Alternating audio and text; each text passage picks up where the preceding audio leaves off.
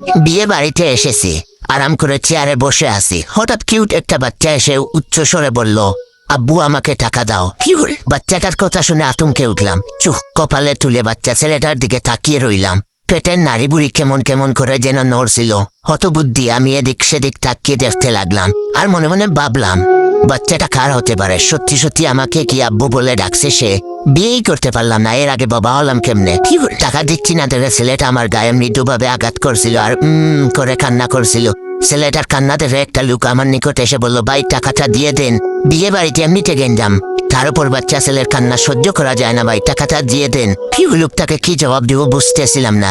এর মধ্যে একটা রূপবতী মেয়ে এলো, তাকে কেন যেন চেনা চেনা লাগছিল। বাঁকা চোখে তাকিয়ে উত্তেজিত গলায় আমাকে বলল, এই তুমি এখনো বাবুকে টাকাটা দাওনি? কেমন মানুষ তুমি? শুধু শুধু আমার ছেলেটাকে খাদাচ্ছ। মাথার উপর বাদ পড়লো বলে মনে হলো, নিজেকে মানসিক রোগী মনে হলো। ভাবলাম কবে পাবনা থেকে সারা পেয়েছি, কবেই বা পাগল হয়েছিলাম। নাকি মেয়েটা আর ছেলেটা সহ পাগল। মেয়েটার কিছু না বলে চেয়ার ছেড়ে বন্ধুর রুমে গেলাম, কিন্তু একটু পরেই দেখি সেই মেয়েটা এসে হাজির। এসেই খেপা বাগিনীর মতো রূপ নিয়ে চেঁচিয়ে বলতে লাগলো, কিপটামি কবে দূর হবে তোমার?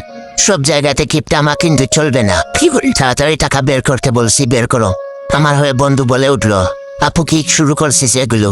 বন্ধুকে ধমক দিয়ে চুপ করিয়ে দিল মেয়েটি। এরপর বলল, তুই চুপ থাক, আমার স্বামীকে যা ইচ্ছা তাই বলবো, তোর কি তাতে? আমি বন্ধুর দিকে ভূত দেখার মতো করে তাকিয়ে রইলাম, বন্ধুও আমার দিকে। বাধ্য হয়ে পকেট থেকে 10 টাকা বের করে দিলাম। টাকা দিলে মেয়েটি যেভাবে চোখ বানিয়ে তাকিয়ে রইল দেখে মনে হলো এখনই আমাকে কাঁচা গিয়ে সবে মানিব্যাগ থাবড়ি দিয়ে 1000 টাকার কচকচা নোট নিয়ে নিল।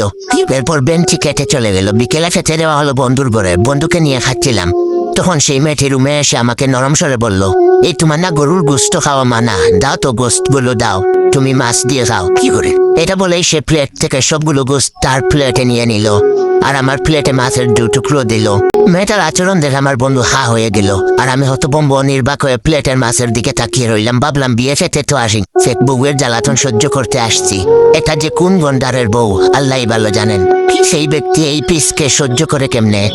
সন্ধ্যা পর মেয়েটা আমার হাত ধরে বরপক্ষের মেয়েদের আত্মীয়দের সাথে পরিচয় করিয়ে দিল। বললো, এটা আমার স্বামী, 6 মাস হলো বিয়ে করছি। সে আমেরিকাতে ইঞ্জিনিয়ারিং কাজে ব্যস্ত থাকে। আমার খালাতো বোনের বিয়ে খেতে আসছে ছুটি নিয়ে। মেয়েটার চাপাবাজি শুনে মাথা বন বন করছিল, চরকির মতো ঘুরছিল। যাই হোক, এটা হলো ভিডিও প্রথম পার্ট। দ্বিতীয় পার্ট লাগলে বেশি বেশি করে শেয়ার করো। ধন্যবাদ।